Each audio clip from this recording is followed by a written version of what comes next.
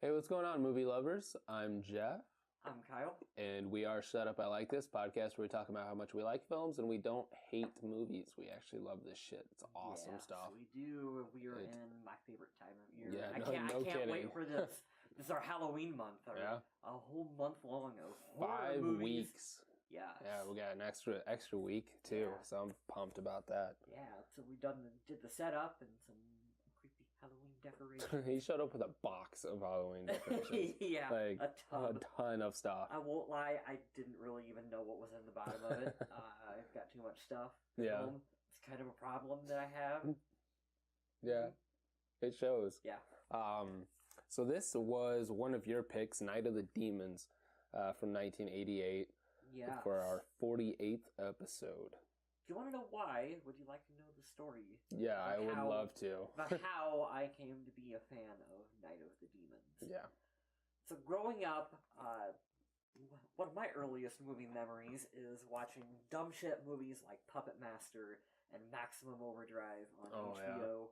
Yeah, on HBO when I was like 7, 8 years old. Like way too young to be watching this shit. Because my dad was a huge horror movie and movie fan in general.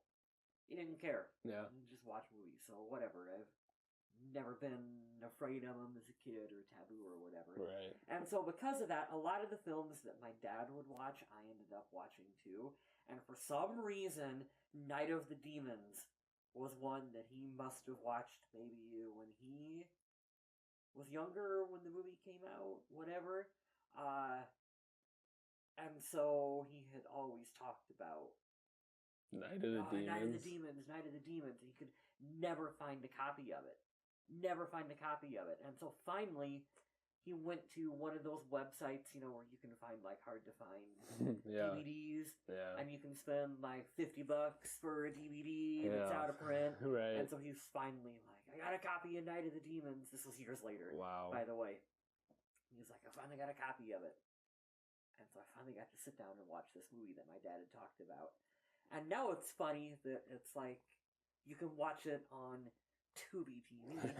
Yeah. That's our cheap plug. No shit. For free. Yeah. And now it's not hard to come by. Now Right. it's just like out there. And I think that was really cool. And a point that I wanted to bring up is that how movies are so accessible now. Oh, for sure. Like the idea of this movie is rare and hard to come by. There's a few, maybe, that are still like that. But for the most part, everything's if you pretty wanna much watch out something, there. Yeah. you can find it. Yeah. Like, I don't know. Can you think of something that you've wanted to watch recently that you just can't?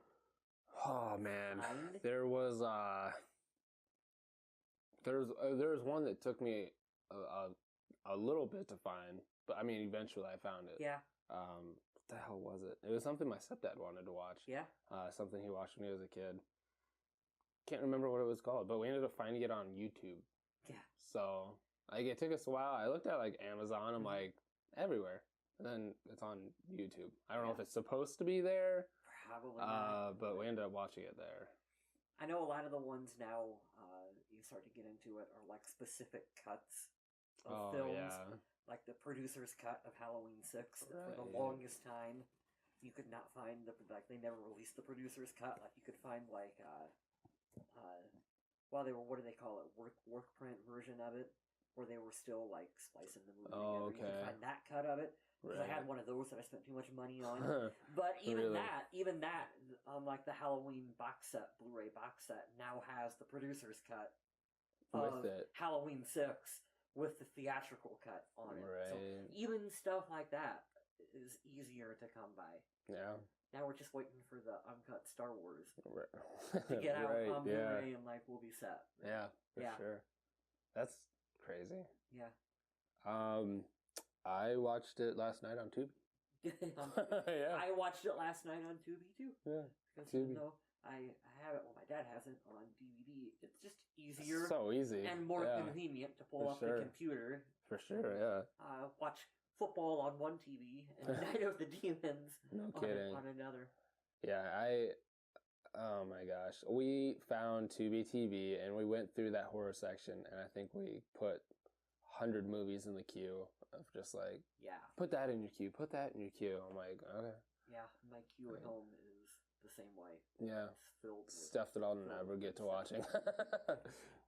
Like, you never know. I mean, it is Halloween season, so this is the time to watch dumb shit horror movies. And yeah, Tubi is no kidding. full of No dumb kidding. shit horror movies. But it's at the same time, it's so good. Yeah. So good. Like, especially in 1988, you think about it's so much harder to. Now I could make a film in my backyard with an iPhone. Yeah, right.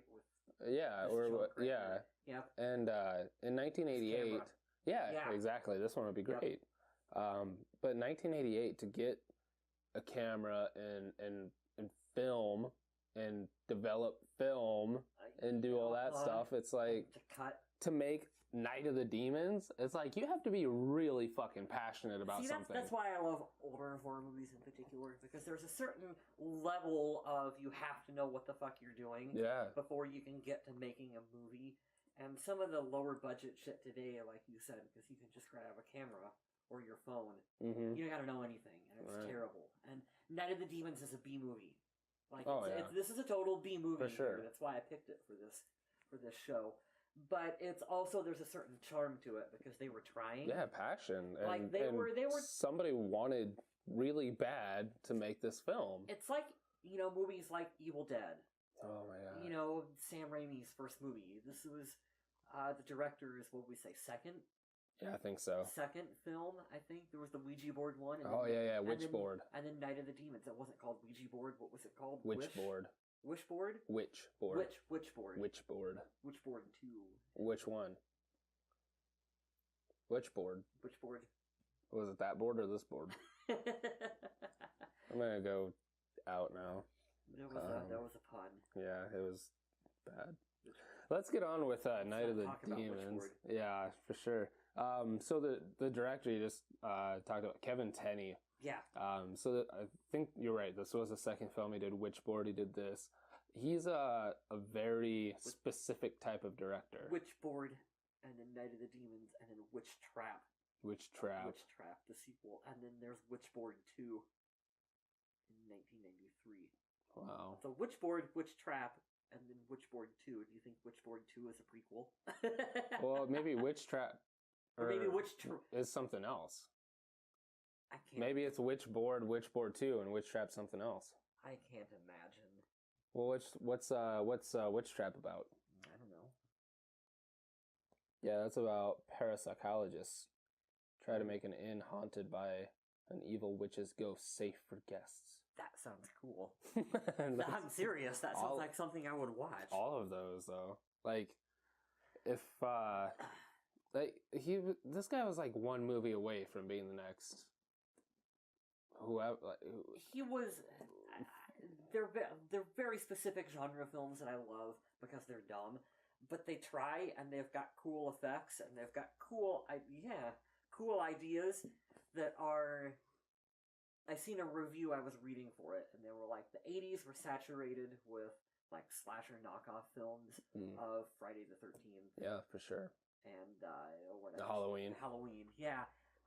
All of those slasher films, and then you've got this director coming out doing possession films, and movies about Ouija boards and haunted houses, and that's cool. It's kind of a throwback to the 40s, 50s. Yeah, but it's done with like that Evil Dead aesthetic to it of the makeup, that indie spirit. Yeah, yeah, for sure. The makeup was great in this film.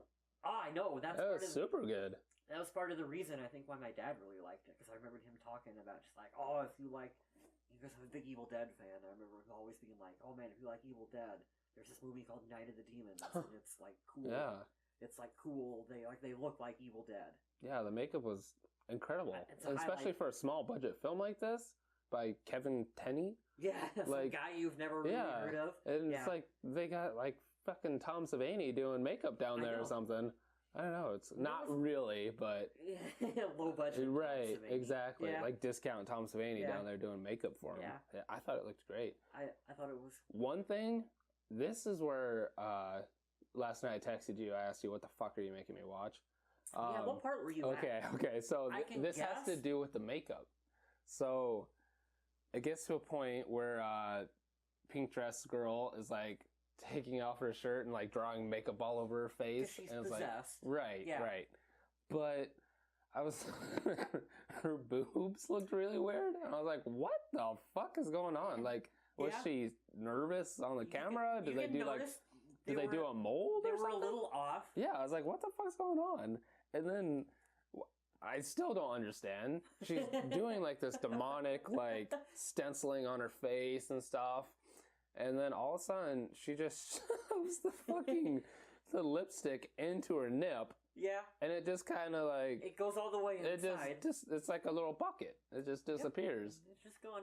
I said, that's why it looks so weird, because it was a prosthetic. Yeah, I was like, what the fuck? And then when they cut to the next shot, right, she's actually topless. Right. I was like... You can tell because the makeup drawing line doesn't quite match up to what they just did. Right. A little earlier. Yeah, I thought that's when I texted you, because I was like, why? Like, I thought maybe in my head, like, she didn't want to do it on camera in front of, like, a room full of people, and so, like, they put a prosthetic over or something. Sure. But then all of a sudden, it just, like, she shoves a lipstick thing into her boob and it disappears. You know, I wish I had an explanation. Me too, because I want to know what the fuck that was about. But I don't, and I just feel like they thought it would be cool. And like off-putting. But and at the same time though, like it was really well done. Like they. It was. I mean, like, you could tell. Yeah. We're also watching this in fucking HD camera screens and TV screens and shit. Like that's still to make the lipstick disappear. It was pretty. It looked. It was pretty convincing. It looked fine. Yeah. It was, I wondered if it would ever loop back to that at some point. Like, I wonder if that was a setup for something. Like she shits it out later or something. I don't know what. But what the fuck that was about? Just nothing. That's when I texted you. I'm like, just what? Nothing. Wait.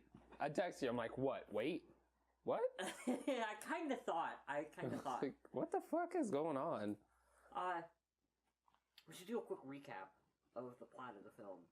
Okay. We didn't really tell anyone. Yeah, so it's Halloween. Is it Halloween night or? Yeah, I think so.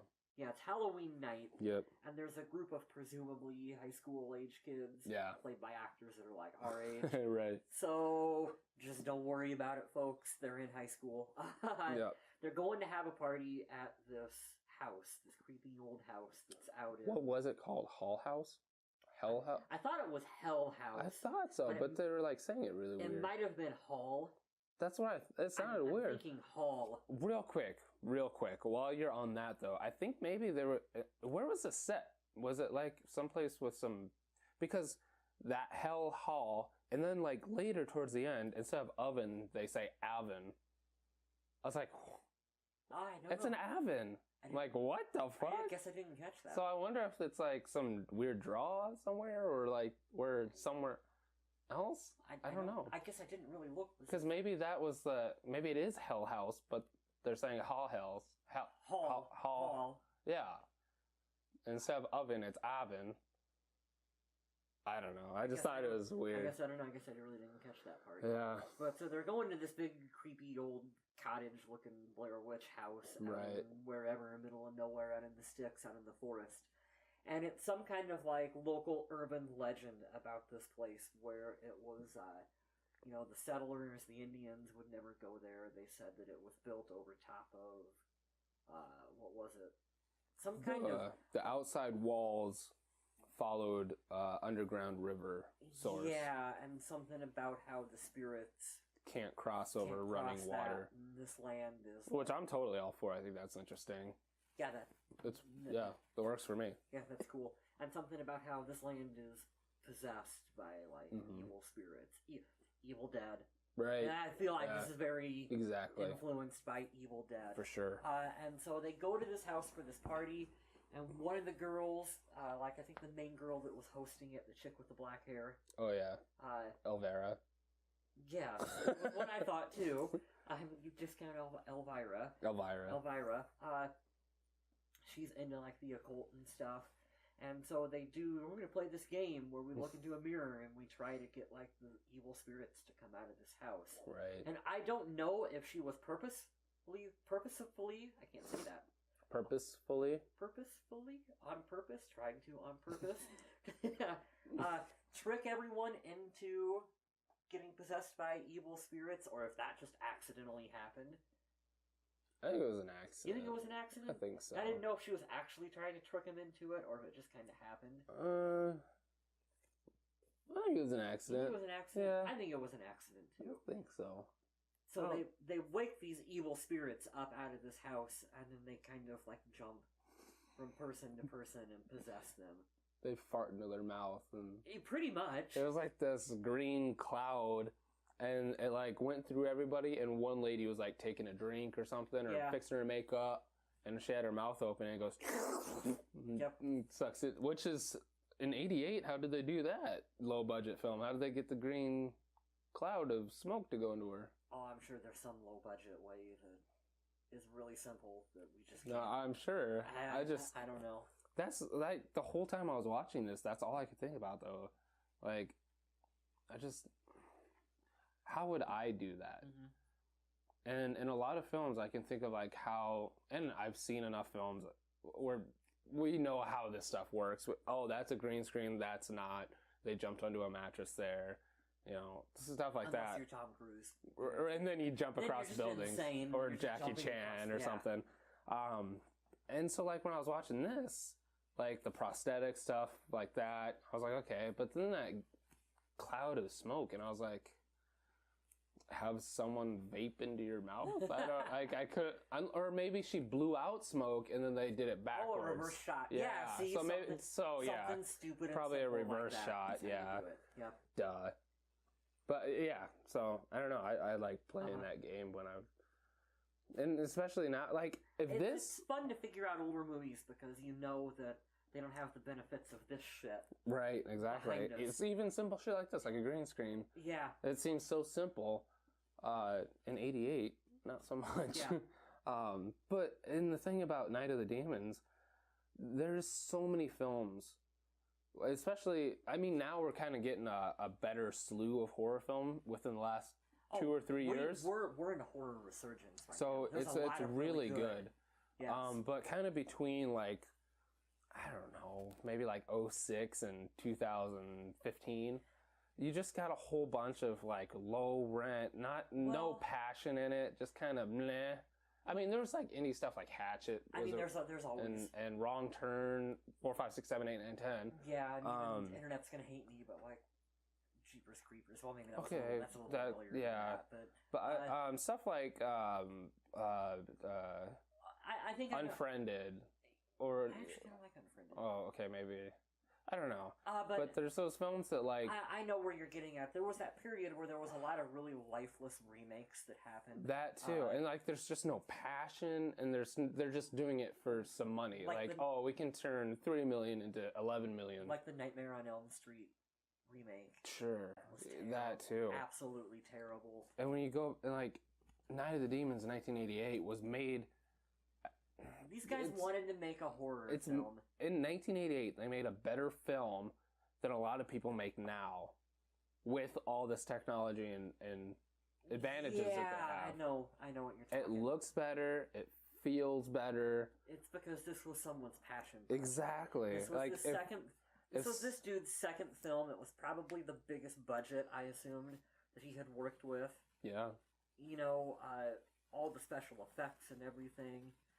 Half the people in it were probably the friends of the director. Yeah. Like, if somebody... It'd have to be the right person to make this now. Because if somebody made a film...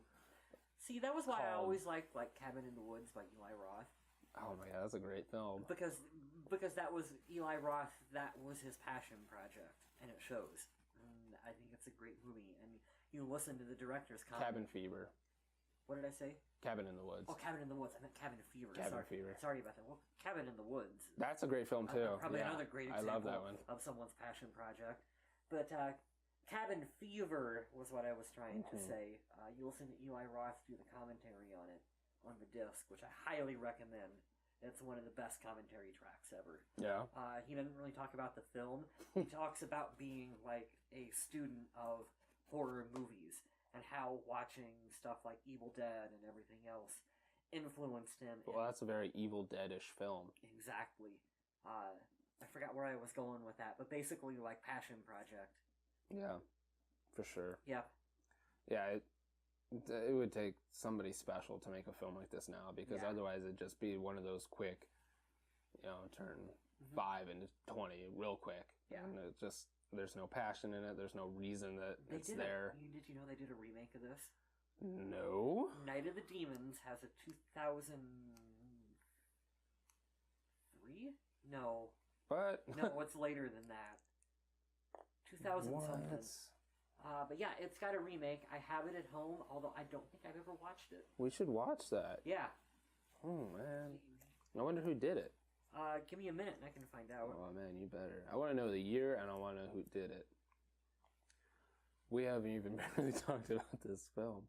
While you're looking up that, the cast, the main lady, I don't even know any other names except for Stooge, just because I thought Stooge is the coolest. thought Stooge was awesome. Kathy Podwell, she was actually in the television show Dallas for a long time. She's still in film. She's still doing stuff. So this was kind of a... Oh my god, Edward Furlong is in it. Oh my gosh. I'm kidding. So the Night of the Demons remake was 2009, and it was directed by... 2009? Yes.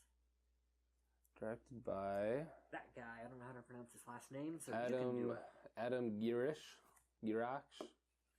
What all has Adam directed? 6 films.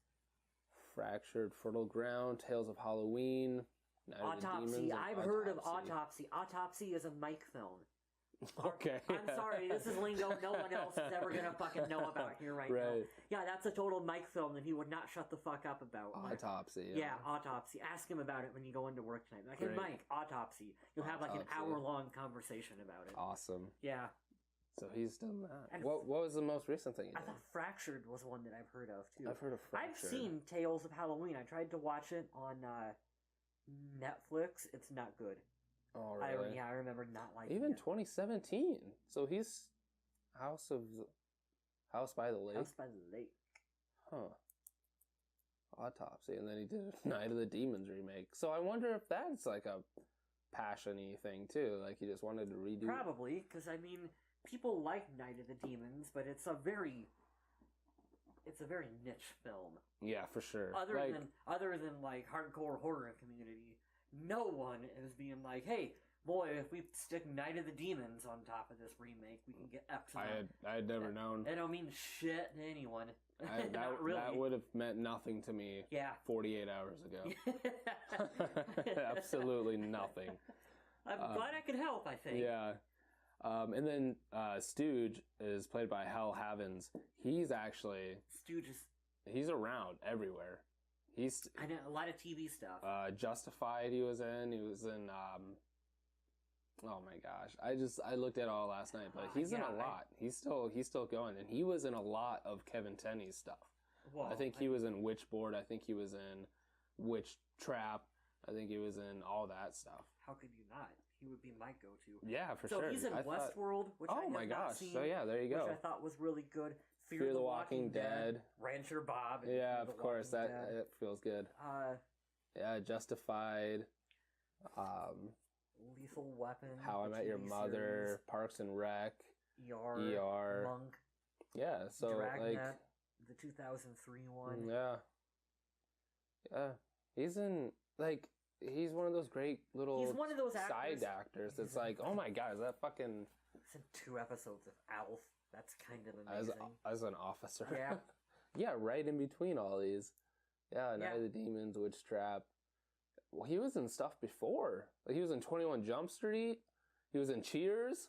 That guy... I like him. I want to see him in something else. I bet we could get him on this podcast. That'd be cool as fuck. I say that all the time. Right. I bet we totally could. We do a Skype interview with him. Yeah, that'd be cool shit. Yeah. I would totally talk to him about Night of the Demons. Yeah. That'd be fucking awesome. Do you think he still has the pig nose? Do you think he kept it? Oh my god. You think they kept it for all these years? As soon as this movie started, I was like, okay, this is what we're doing. Remember I messaged you and I was like, the dialogue is basically awful. Mm-hmm. But it kind of is part of the movie's charm. No, yeah, exactly. Like, you just have to... For sure. Okay, I am in for this kind of film. Exactly. Right now. Exactly. I thought it was funny. Yeah, of course. I should have did a better job of writing down some of the unintentionally funny quotes. Did you? I've got some quotes. What do you got? You want me to go through some quotes? Some of them. Okay, so one of my favorite characters outside of Stooge was Sal. Yeah. Just like the tough guy and whoa, who you think you are, Rocky Balboa? Oh, where he's like tough talking to a little kid. Like the 12-year-old. Yeah. Like, okay, you gonna beat me up? Did you think it was weird? Sorry, the very beginning in the movie where he was talking about his sister's tits. Okay, yes. That is the most 80s thing imaginable. Whoa, bodacious boobies, sis. What? The fuck? What's going on, man? No. Why was he hiding in the closet? I mean, I understand, I guess, like little brother waiting in the closet to jump out and scare somebody. He should have had. Did he have a mask on or something? Yeah. Did he? Yeah. He should have had it on for the duration. Because Sal took it from him. Yeah. Yeah, that fucking dick.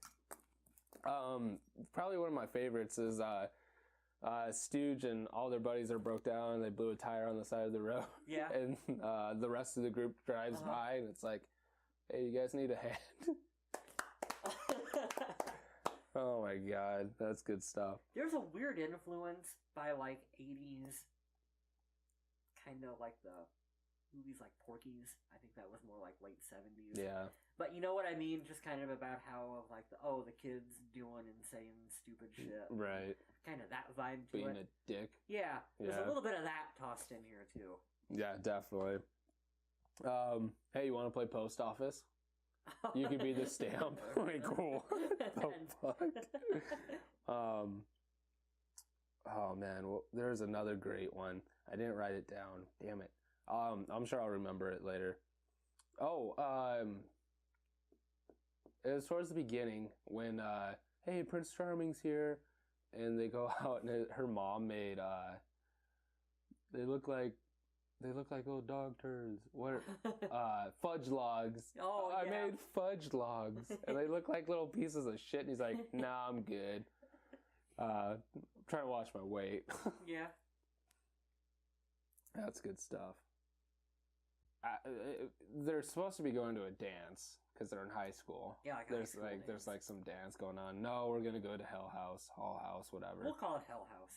I think Hell House. I like Hell House. I think I like that better. Yes. So there's gonna be. I think there's what, 9, 10, about 10 kids that go. Yeah. There's quite a few. Yeah. They all go to the house. They play that mirror game. Mm-hmm. It breaks because one of the girls sees the demon. Yes. Nobody else sees it. It turns completely black. I thought the demon mask was pretty cool. It reminded me of, something we've done on the show. Spawn. It looks like... was I on the Spawn episode? I don't know. I think you were. I was. I think you were. Yeah. When they go to hell. I like the way you just quit rotating people, and I'm just like here all of the time now. Yeah. Like that. It's easier this way. Yeah, no kidding. Yeah. What was I saying? You're talking about Spawn. Okay, right, Spawn. When they go to hell and Spawn, the devil. Oh my god! It looks like Night of the Demons. Here's the difference. That effect looked correct in 1988. Yeah, exactly. 1997 Spawn. It was a little out of place. Not Spawn. So much. Oh my god, the demons talk like the hell demon from Spawn too. Oh my god, they kind of do with that deep. Gravelly voice. Inspector Gadget. Remember Claw? Right. Yes. Next time, Gadget. Yeah, exactly. They talk like him. Yeah, they do. Holy shit, Jeff. That's a good pull. I wonder if Spawn was inspired by Night of the Demons. Who directed Spawn? Can you imagine him going to Todd McFarlane and being like, look, I respect what you've done with this character. Right. What it really means is to be influenced by this 88 You gotta give what the people want. Night of the Demons, dude. Right. God, that's awful. That's awful. So this film starts off with a lot of just not even really character development. It's not plot. It's just... Here's my biggest complaint with Night of the Demons. Because I was watching it, and the Patriots on in the background. Patriots and Lions in the background. But I was watching it on my my Mac at the same time, and I kept like hitting on the mouse pad thing to see how far into the movie I was, because I wanted to know when the movie starts, because it really gets good when the demons show up. That's when like the movie, that's what you're here for. It was past the 45 minutes mark before we finally got to that point. They spend a little too much time on boobs and ass. And really an extended dance sequence. Oh, yeah. Yeah, for sure. Strobe lights and... It's like, they were trying to be creepy and moody and take their time. At the same time, part of what makes Evil Dead work is they forego pretty much all of that shit immediately. And it's like, hey, we're driving to a cabin. Hey, what's this tape recorder? Right, yeah. And they hit play on it, and then it's just like demons. Yeah. Deadites from that point on for the duration of the film. Cabin in the woods. Yeah. Hey, I had zombies. No, you had zombies, not redneck hillbilly farmer zombies. Yeah, yeah. And then on the bottom, there's deadites. I do wish they would have got a little sooner. Yeah. To the point. Yeah, for sure. There's a lot of it's part of film, and it probably always will be, but like when she's in the the gas station, quick stop, whatever it is, bending over, and you guys at the counter are just staring. I actually thought that was pretty funny. And she's just stealing shit. It's like, how come guys are always just like dumb and staring at? Because we're stupid and we fall for it. I guess. As an S. Did you like the Pac-Man sound effects that were playing throughout that scene? Whole scene. She was standing next to a Pac-Man arcade machine. But everything else was so quiet. Yeah, and that's all you heard. Super loud in the mix. Like, what the hell? Why did we have to watch her stealing all that stuff? It doesn't come into play at all. It was someone's... I know it was his second film, but it was someone's second film, Jeff. I know. They had grander ideas. I guess. So I want to talk about Stooge for a minute. His character of the bunch. Yeah, I thought he was... Okay, before we get into Stooge, I have a question. Yeah. Because this is a low-rent 80s horror film. There wasn't a lot of budget. Like you said, probably a lot of the actors are just friends of the director, stuff like that. Who do you think is the best actor out of the kids? I mean, legitimate? Who do you think did the best job? Was the most convincing in Night of the Demons? There's a lot of bad acting in this film. That makes it difficult. Right. I want to say the final girl, what was her name? Not Linda. Now I'm just thinking Evil Dead. I'm totally thinking Evil Dead right now. Was it Judy? The main girl? I want to say it was Judy because that...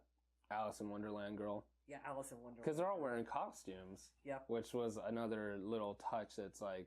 Yeah, her, Judy. Yeah, Alice in Wonderland girl's probably the best actual... She's trying to give a performance. But Stooge is the one that's the most entertaining. For sure.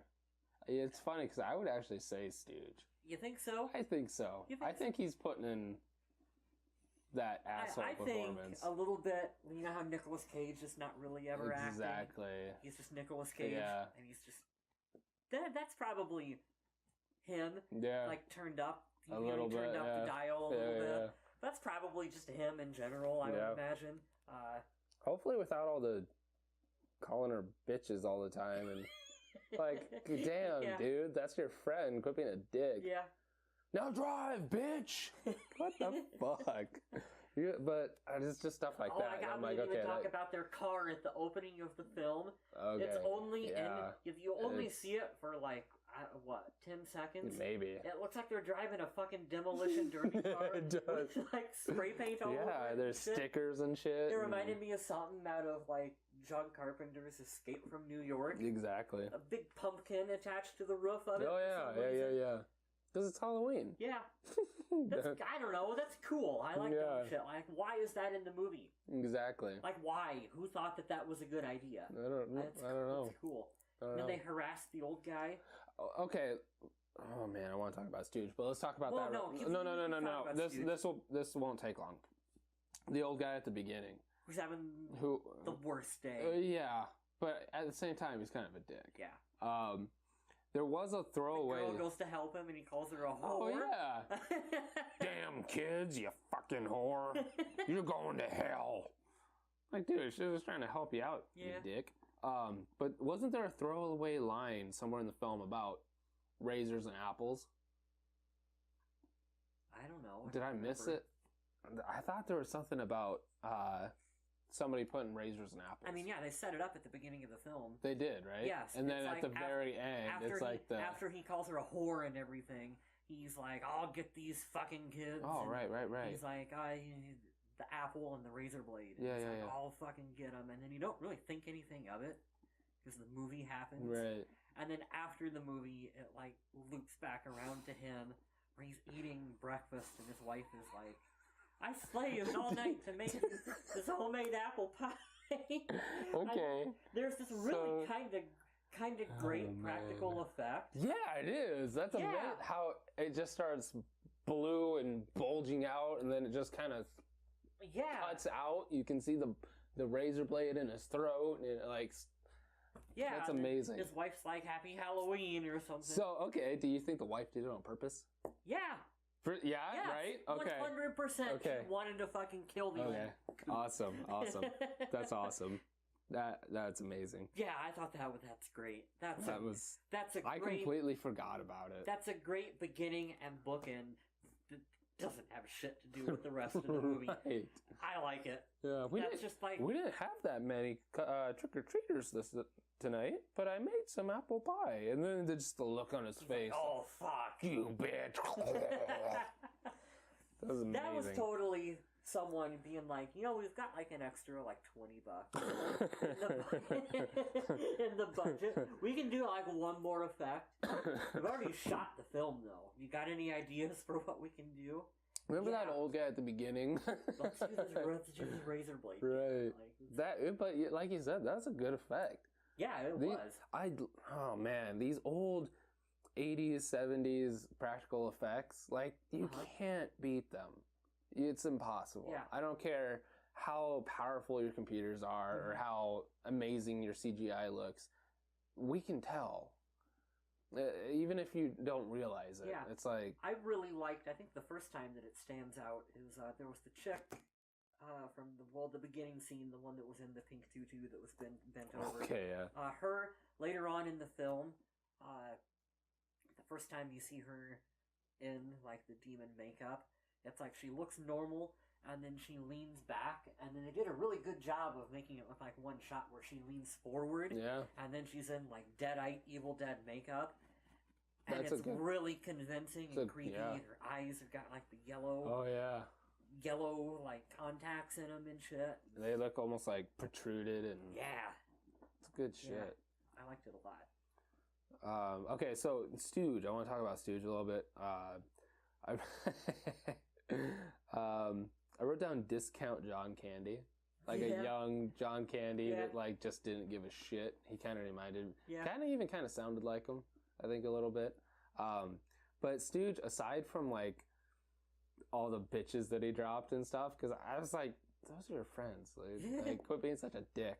Why would anyone hang out with him? Exactly. But then I'm like, why does anybody hang out with me? It's like, I'm an asshole. You don't call people bitches. Yeah, that's true. I don't know. But at the same time, it's like, I want to hang out with him because he's like, knows how to have, he wants to fucking party. He's like, woo! Yeah. He's like Nature Boy.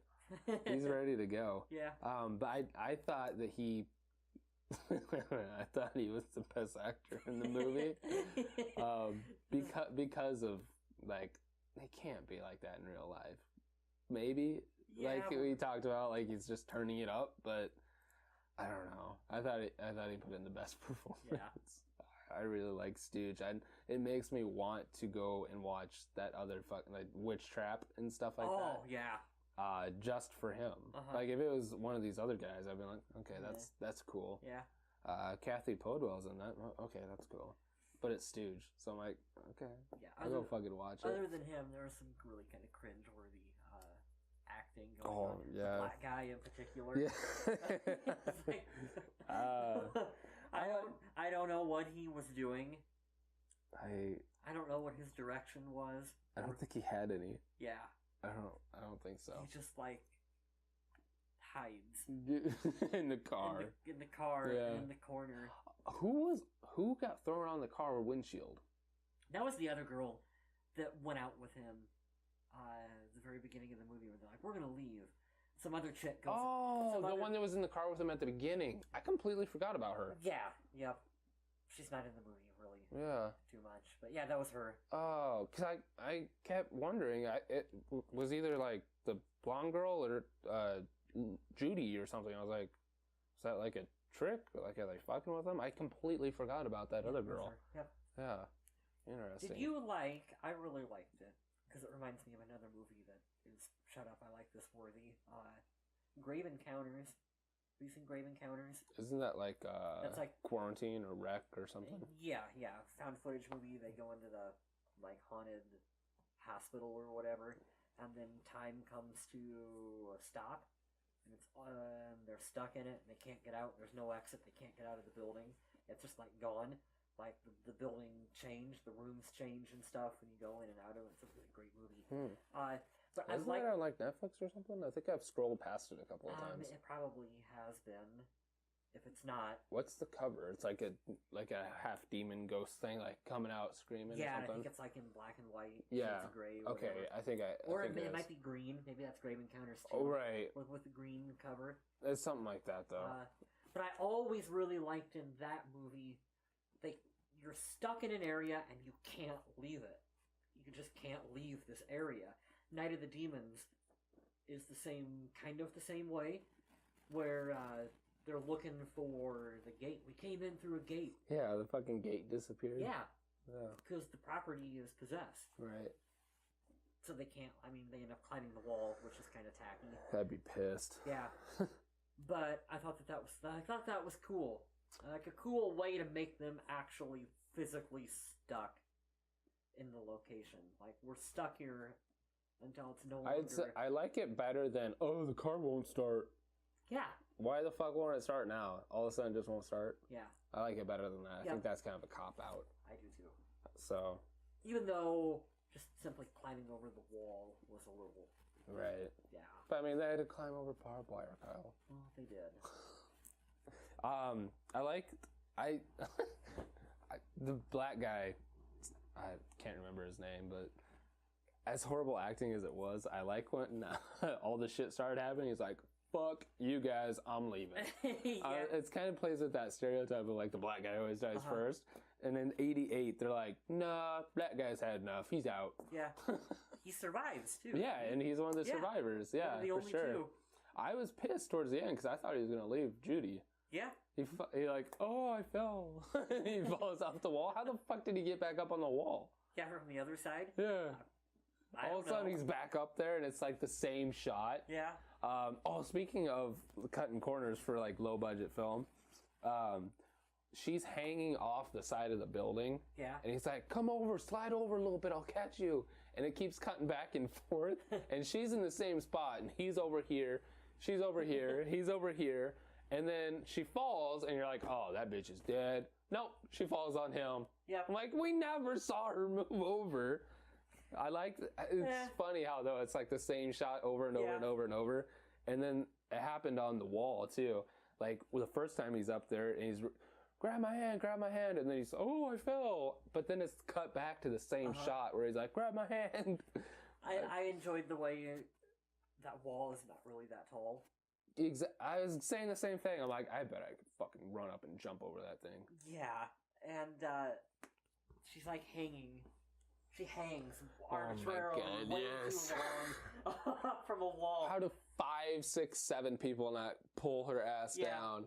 And she's just like barely hanging on by like the tip part over them. Like you know, you're like standing on the ground at that point. Exactly. And she's wearing a dress, and they're all pulling down on that, and it's like. One dude's gonna grab your pinky and pull you up. Yeah. That's amazing. I love it. Movies, Jeff. I love it. Probably one of my favorite kind of cheese moments was when Sal kind of sacrifices himself and throws Elvira off the roof and he lands on that spike. right in front of the tombstone that says Sal Romero. What was it? It was like 1970, died tonight. I thought that was amazing. There was a cheesy one-liner, too, about the steak. What was that line? Oh, I missed it. One of the demons said something about landing on the steak. I don't remember what the line was that I thought was really pretty funny. I should have wrote it down. He made a mistake. Yeah, it was something stupid like that. That's what I would have said. I like it. I like it, too. Yeah.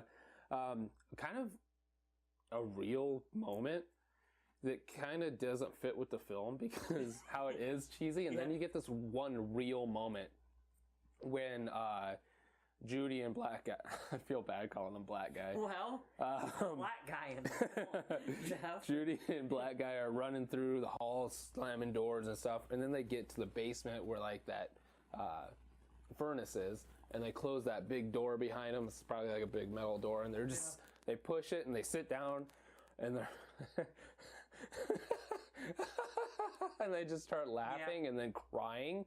I'm like, that doesn't belong in this movie, because that's like real emotions and real like what the fuck is going on. They were trying. I thought that was like a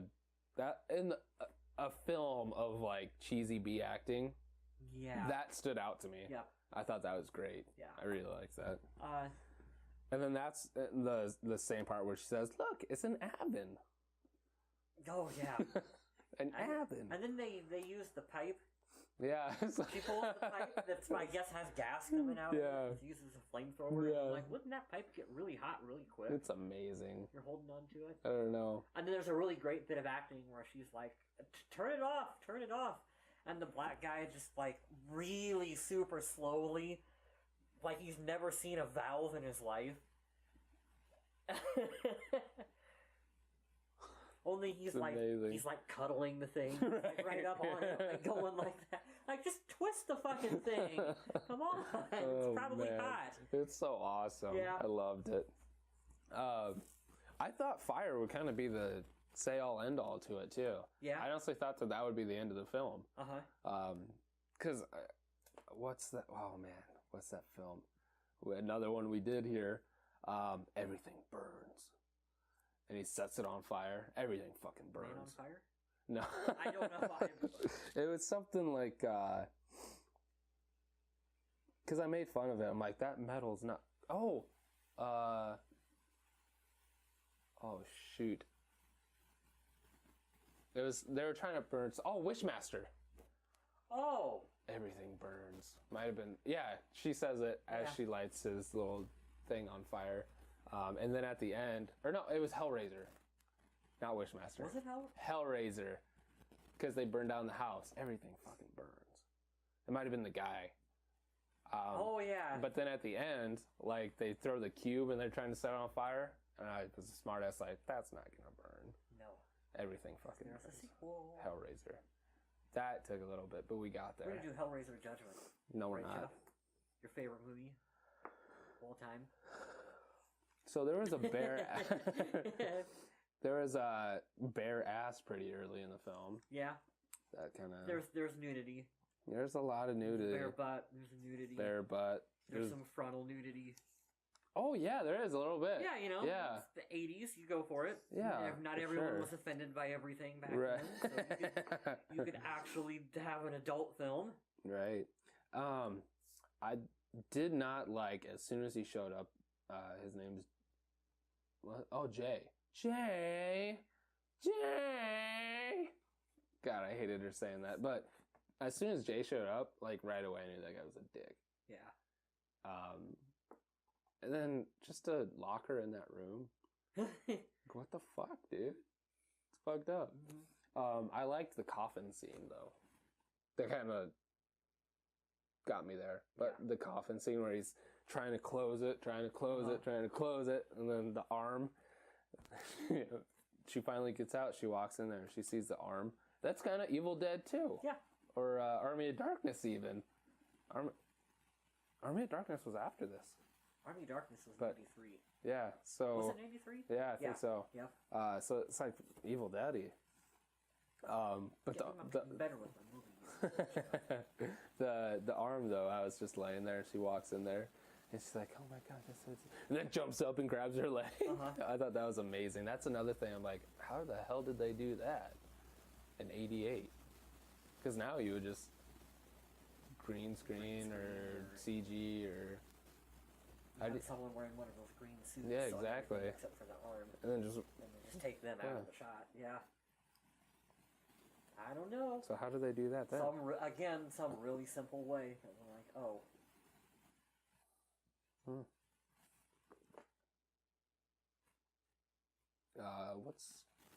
What's that other film talked about on here? I feel like this draws off from a lot of different films. Oh, well, we just watched See No Evil and Kane when he's trying to... Well, yeah, there's eye gouging too. Eye gouging. I forgot about that too. But like in the elevator, when he's trying to get the body in the elevator and he just keeps throwing it around and it doesn't fit. And then when he's trying to slam the coffin, it's very much like that. Yeah. But yeah, there's some eye gouging, which was... I thought that was a really pretty nice shot too. Yeah, it was... Yeah. It was fine. Good effects on... Oh, for sure, though. Yeah. For sure. Do you have any final thoughts, anything? What was your favorite scene? Oh, my favorite scene? I don't know if I have a favorite scene, per se. I really think it's just kind of when the actual demon possession started. Part of the movie starts, about 45 minutes on, is what you're here for. And it's like, that end half of the movie, I'm going to count as like my scene. Right. Because that's the enjoyable, fun, good part of the movie, I think. I would have to say... I was thinking of all the Stooge scenes. Yeah. Because I like that coffin scene. I kind of like that scene... going to the... I said I'd have a spare. I didn't say anything about tire iron. Right. That was another good line. Such an idiot. Yeah. He takes her to the bathroom. And he's banging on the door, and he finally gets in, and there's nobody there. And then the door slams. Yeah. And then he opens it back up, and he's like, what the fuck? And then after that, this is another shot that's like, oh, that's cool, of Elvira coming through the hallways, and she's not walking, she's not running or anything. It's just like they had her stand on a skateboard. There's a rope at the bottom, and she's just going through the hallways. That's another thing that's just like ingenuity in 88. That's just like, I like that shit. Yeah. That's really cool. I'm going to go with Elvira in the hallways anytime. Or any of the hallway shots. Yeah. Because they're actually in a house. And you can tell by the way that they're trying to shoot around the halls. Yeah. And it's hard to shoot in an enclosed area like that. Yeah. And, they did it. I like that stuff. Okay, so do you have any final thoughts? Anything you want to say about Night of the Demons? I watch it. I think that it's a fun period piece kind of like film. They don't make movies like this anymore. It was only a very short, specific period of time that you could do a movie like Night of the Demons. Yeah, like I said earlier, like if you tried to do it now, there wouldn't be. It's not the same. No. It's just not the same, and it's a good passion project movie that you can watch and be like, you can tell that whoever made this had fun. Yeah. This was for better or worse, this was 100% what they wanted to do at that specific moment in time. Right. Was to make this movie. And I think it's cool. With Stooge. Yeah. God, that Stooge was great. I would watch a whole movie about Stooge. Yeah. I would just... An origins film. Yeah. Like, where did Stooge get his nickname from? I'm going to check out the remake. I kind of want to. I think I have the remake on DVD. What? I think it's because you know how you go to like Dollar General and you can buy those dollar movies that are in the yellow sleeves? Yeah. Oh yeah, the discs? Yeah, just the disc without the case. And I've got a bunch of those, and those are like Tubi. You know, they're like Tubi TV. You add a bunch of once in a while, though, you'll find like a whole season of a show in there. I know, for like $3. It's like... Yeah. Well, now I have season 4 of... Justified. Yeah, it's like, okay, there I go. But those are like adding stuff to your queue that you know you're never gonna watch on whatever streaming service for $1. Yeah, you're like, oh, it's $1. I'll buy it for $1, and then you get a whole stack of them at home that you never watch. I think I've got it. I will dig for it when I get home. Might have to check that out. Yeah. Remember, like GameStop used to have games like that. Like you just get the disc. That's always the best time to buy like PS2 games. Yeah. Is when they're like ready to get rid of the system. In like early 2000s. Yeah. I would go and I'd get a bunch of those, and then I'd find like cases, just black empty cases. Yeah. And then I'd find the cover art, and then I'd give it to my stepdad. He would print it out, and then I'd slide it in there, and then I'd have the case and everything just for $1 disc. This would be a fun discussion for like our Indie Gamer magazine, but that's the best time to start collecting for a system is when the games are just old enough that everyone's like giving them away for price wise, but that's not old enough for anyone to be like nostalgic or collectible. Yeah, exactly. So like just when like the PlayStation 3 is just starting to like take over, and like the PS2 era stuff is like no one gives a shit anymore. Yeah, you can buy all of it up for like dirt cheap. That's why I'm pissed, because originally I did that with my PS2. Yeah, I had gotten rid of everything. Why am I going to play this again? Right. And then it's like 10 years later, like probably 3 years ago, I rebought my PS2 and a whole bunch of games for it and stuff. And now like sitting on my fucking sorry. And now like instead of going to the bar or something, like me and my buddies will come over and we'll just drink and play like Medal of Honor European Assault on the PS2 or something. Simpsons Hit and Run. Xbox 360 is in that period right now where you can get almost anything for the Xbox dirt cheap because everyone's on like PS4 and Xbox One, and the 360 has such an amazing back catalog of games. For sure. You could Black Ops. You could never have to buy like a new gen game, and you could just buy all old 360 games. Amalar. Yeah. Dragon Age Origins. Black Ops, even the Maddens, NCAA. Yeah, which I'm playing right now. Yeah, like a bunch of great games on 360. Yeah, Tomb Raider. Bunch of great stuff. Yeah, so like, I rebought all that stuff on the PS2, and now I got my GameCube like last summer. Oh yeah. So I got that now, and the hardest part now is I want a Sega Genesis. Holy shit, though. it's looking pricey. That's next on my list. But anyways. We got off on a indie gamer tangent there for a minute. Night of the Demons, though. I would definitely say, if you're... I'm curious. Did you like it? Like, obviously we just talked about it. Right. But was it like, yeah, I actually enjoyed that movie, or was it one of those? No, I watched it because I had to for the podcast thing. Right, no, right? I loved this. Yeah? I love, I can't think of a good example right now, but...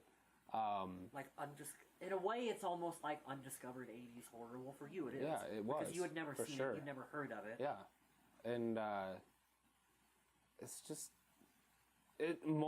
maybe more so than the actual film. It's just the idea behind it, and knowing this in '88 somebody wanted to make this movie so bad. It was such a passion of theirs. Yeah. They just like it was so much harder then, and they did it. And it's just I love that, and I love seeing that old makeup and how they did it, and how they achieved those different effects without computers and all that shit, CGI. So the movie I like, for sure, but even more so, I love going back and watching these and seeing like just how they ingenuity, how they achieve different shots, how they worked with we only have this building. Yeah. Okay, so how can we play with this?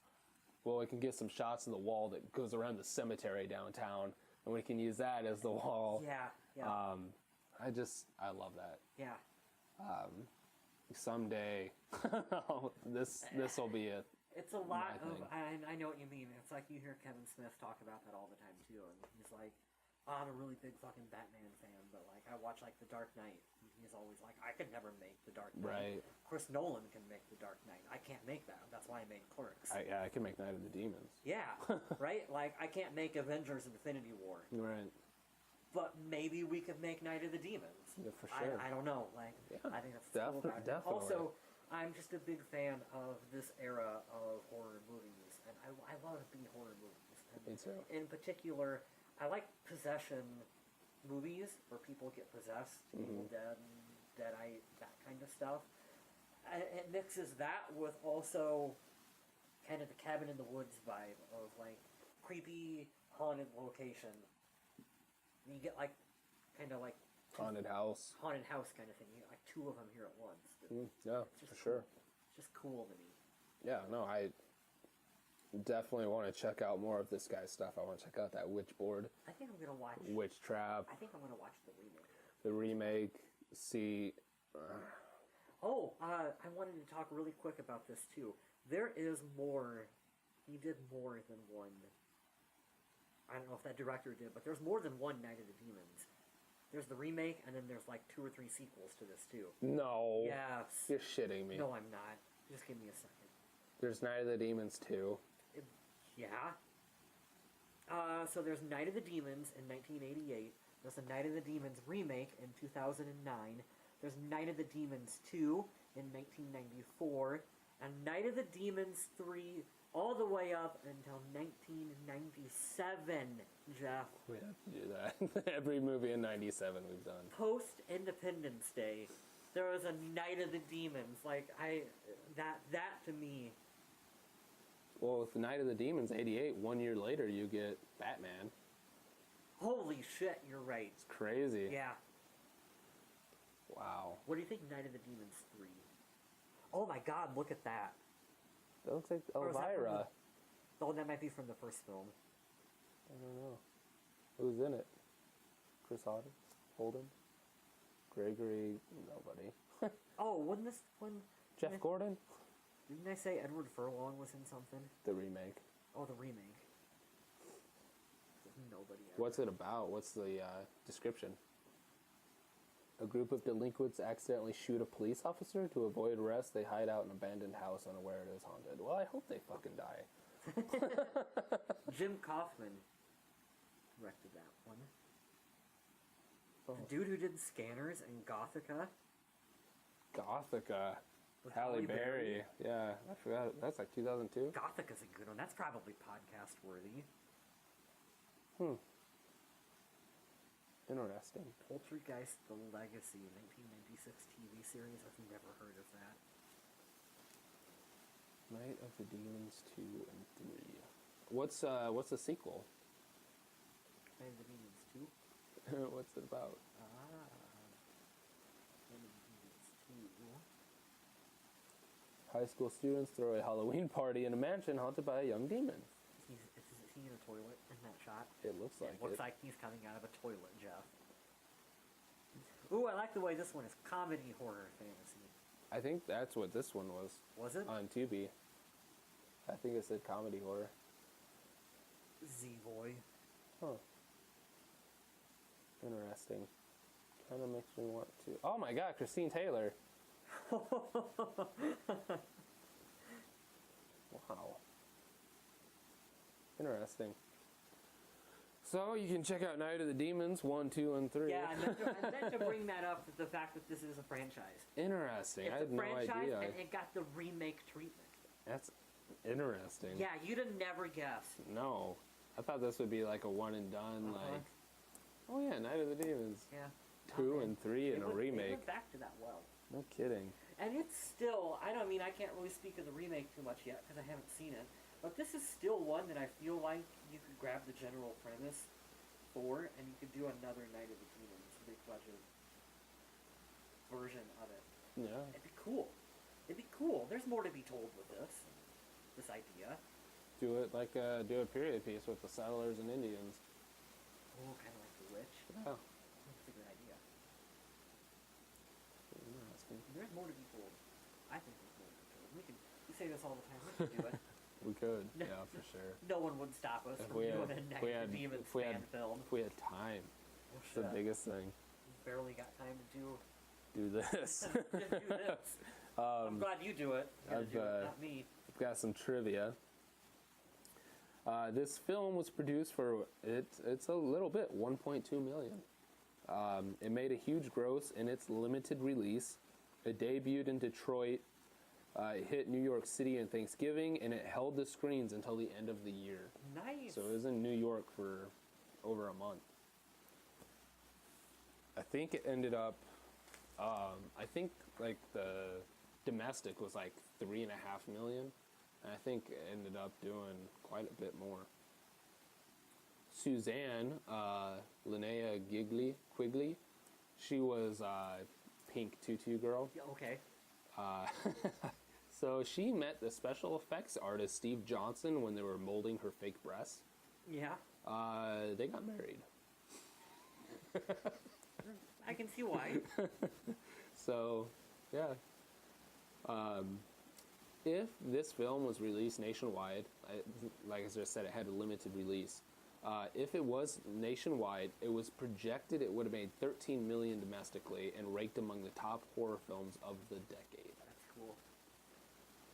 Film was shot in 4 weeks. I just looked that. 28 days. Look that up right there. And South Central Los Angeles. Oh, really? Yeah. Huh.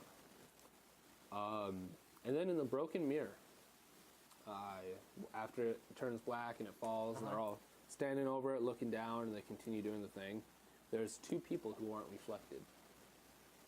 Oh, I didn't catch that. There's 2 survivors. Really? Yeah. You don't see Judy or the black guy. Everybody else is in there. I forgot. I wanted to bring that up. I really liked that shot of the cracked That mirror was cool. pieces on It's the like floor. it's like Army of Darkness. Yeah. Again, Army of Darkness. Yeah, for sure. Yeah, that's all the trivia I got. Wasn't too much for Night of the Demons, but there's still a little bit. What are you looking at? I'm looking at the Wikipedia page right now just to see what else. It was released on VHS in 1989. Anchor Bay Entertainment released it on DVD in 2004. Scream Factory, the guys at Scream Factory are really cool. Scream Factory does an excellent job of picking like movies like Night of the Demons and giving them like a remaster treatment and giving them fantastic artwork. Really good collector pieces. Well, with you asking me about if I liked it or not, Yeah. This is one I would buy on Blu-ray. Well, you can get it on a Blu-ray and DVD combo pack. I would buy it. The Scream Factory. I would definitely Yeah. buy it. Real quick, while you have your phone out right there, do you want to? Because I forgot. Do you want to check the Rotten Tomatoes score on this? Oh yeah. I forgot to write it. I forgot to look. I forgot to do all that stuff. Yeah, we kind of pushed last minute for this podcast. Yeah. I'm pulling this up. I almost watched the wrong film. Oh yeah, for sure. Because we plan ahead. We record in advance. Spoiler alert! It's not really Halloween. And so we talked about doing the movie Soldier. Yeah. Because we thought we had an extra week before we pushed into... Right, yeah. I was messed up on my weeks. Yeah, and so I, thankfully... You said didn't something. have a copy of it, Yeah. and like the illegal streaming website, don't pirate films, kids, that I was going to watch Soldier on was like, I'm going to give your Mac fucking virus, which is really difficult to do. Yeah. And so I told you that, and you're like, you were watching Soldier? You were like really impressed. You were watching Soldier? I was like, what the fuck Kurt for? Russell? I'm like, Just yeah. because? I'm like, yeah, because that's what we're doing next, right? Like you told me. I wanted to. I still want to. But, yeah, October came up a little quicker than I thought it did. And so this is actually October 1st, the beginning of our Halloween thing. So maybe we should do that in November. Our first week in November, we should do Soldier. Yeah, I'll have to find a copy of it. I have it. So Oh, okay, so I don't have to invest my computer with AIDS I'll give it to you. to watch it. So Love here's that movie. there's your Rotten Tomatoes score. All right, so yeah, this is perfect. The critics have it at 44% and audience at 56%. Yeah, it's a cult classic. I can So- understand. I understand why the scores are the way they are because it takes way too long to get going. But it's a good cult classic film. Yeah, I really enjoyed it. God, I love that makeup. Looks good. That's amazing. I bet it looks fantastic on the Scream Factory Blu-ray, I bet it does. as opposed to yeah, streaming. for sure. Yeah. All right, so that's Night of the Demons. What are we doing next? Yeah, continuing on. So Night of the Demons is your pick. So we'll do... Go with one of yours. We will do Hills Have Eyes. Let's do Hills Have Eyes. The original or the remake? The 2006 remake. Oh yeah, that's right. We both picked like an original and a remake. Yeah. Yeah. So yeah, I'm excited. Let's do. It's been a spell. Thank God we're still recording. That's happened before too, folks. Yeah. It's been a spell since since I've seen the Hills Have Eyes remake. I don't remember. Me too. Don't remember anything about it. I just remember Pyro. Isn't there a scene in an RV? Yeah, like the whole thing is really brutal. They're like broken down in an RV and yeah, it's like the whole. I mean, there's like a. I'm struggling. I remember the original Michael Berryman. Yeah. Really creepy. I think there was a rape scene. Because it was the original. I don't know if that's in the remake. I don't remember. I'm excited. You must have a better memory of it than I do. I know exactly what you're talking about. And what was it? You'll see. That weird period of time, like in the 70s, where they were like, every horror movie needs to have fucking rape in it. And yeah. Yeah. I don't know. It's scary. In my opinion, for sure. Like Last House on the Left, I don't think is a good movie. Because I don't think rape... Spoiler alert, I don't think rape is enjoyable to watch in films. I know that that's like supposed to be difficult to watch. The whole empowering thing though is like seeing women take, a beating to like I Spit on Your Grave. I mean, I get it. I've seen Last House and I Spit on Your Grave, but like, what am I gonna do? Sit in bed and eat popcorn and watch someone get raped on TV? Yeah, it's not my idea of what I want to do. I would rather watch Night of the Demons. Yeah, that's enjoyable. I get I really liked Last House on the Left remake. I never watched it. Okay. The dad, Tony Goldwyn. The mom is fantastic. It's got Aaron Paul is one of the bad guys. Bad? Yep. You're convincing me, Jeff. His dad is Garrett Dillahunt. Who's that? Or his brother, Garrett Dillahunt. He's fantastic. He's in Deadwood. He's in a lot of film. I know him mostly from Last House on the Left. Yeah. Garrett Dillahunt. Phenomenal. But Tony Goldwyn, his wife, their daughter is the one that gets raped. She swims back half dead. Tony Goldwyn fixes her up, gets her, and then the rapist, the group of them, shows up because there's some big storm. They're like, our car broke down. Can we hang out in your house for a little bit while we call somebody? They're being like, they're not intending to kill anybody, like kill them. They just are truly wanting to use their phone. So they hide their daughter because of what she said, and there's this whole tense scene. Tony Goldwyn discovers that those are the ones that hurt his daughter. They send him to sleep in the guest house, and then that's where the fighting begins. It's good. I like the remake a lot. I'm a big fan of Tony Goldwyn. I love Tony Goldwyn, and Garrett Dillahunt's a great bad guy. Aaron Paul. What was that? I don't know. Actuals, your house haunted by demons? Might be. But I understand it's. I don't know. It's hard to watch. I have a tough time with. Yeah, well, I'm sure everybody does. Nobody likes to watch. You should. Yeah. If you do, maybe if you're like, oh yeah, I want to watch this rape. I can't wait for that rape scene. Yeah. Maybe stop watching this podcast. I'm gonna. Oh my god. Yeah. But yeah, that stuff's tough to watch. But and I Spit on Your Grave. That's a really tough one. Yeah, watching her. I watched I Spit on Your Grave one time because I don't know. That's one of those horror films that you kind of. I feel like you almost have to see if you're a big horror fan at least one time. Yeah. Just to be a completionist. Not only is there a remake, but they made a sequel. I've heard it was really good. Really? That's another Mike film. Yeah. So yeah, next week we'll do Last House on the Left. Hills Have Eyes. Hills Have Eyes. 2006. That was our mini Last House podcast. We will, because we'll probably never do that. Well, I mean, maybe. No, who knows? Yeah. So yeah, thank you guys for watching. Thank you guys for listening. You got anything to plug in? I don't know. Do I? Yeah, Twitter and stuff.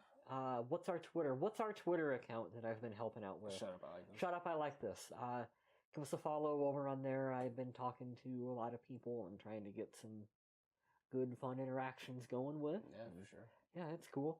Try to post movie news as it comes up, and I discuss things I find interesting. A lot of Joker stuff going on. Oh yeah. Right now with the Joaquin Phoenix film. I am very, very on board with this. Very on board with this. Although we need to stop with the leaks. Yeah, people. I'm tired of seeing leaks. Don't do that. You're gonna ruin the movie like you helped ruin Suicide Squad by putting it online. Yeah. Yeah, but that's a subject for Twitter. Yeah. So yeah. Just check out the Twitter, Facebook. Shut up, I like this. PantheonNetwork.com. Everything's up there. Shut up. Pantheon. You're gonna confuse them. PantheonNetwork.org. PantheonNetwork.com. All the podcasts, all the audio, the video. Indie Gamer Magazine, our t-shirt shop, mugs, all that kind of stuff. Everything's up there, right there. So yeah, PantheonNetwork.com. I mean, there's a lot of stuff going on, trying to keep up with. So the magazine, Indie Gamer, the gaming thing that we want to do. Yeah. So there's a lot of stuff going on. I guess probably just I don't want to say any specific dates, just because it's tough to get some time. So just keep an eye out for it. We'll let you know when all that's happening, and just keep listening, can keep watching, and we appreciate it. Oh, it means a can lot we to mention? us. We gotta mention really quick about the video problem. Oh yeah. Well, last week Hobo with a Shotgun. The audio came out. Memory card. I had a bad memory card. Finally figured out what was going on. One of the memory cards I had was junk, and it kept corrupting everything. It happens. Happened twice. You can only write on them, I think, so many times. And if we're doing full HD video like you do, it's bound to happen. But so I think you said that was an audio only. Yeah, so audio's out. You guys listened to it last week, but the video, it's no bueno. So I'm sorry about that. But Night of the Demons, we got our set all dressed up for Halloween. We got it now. So. And be back next week for I need to quit playing with shit. For Soldier, no. Hills Have Eyes. Hills have eyes that spit on the last house. Yeah. On the left. Starring Kurt Russell. We'll see you guys. See you guys next week. Thank you guys for watching. Thank you guys for listening. This has been Shut Up, I Like This from the Pantheon Network studio in my basement. See you guys next week.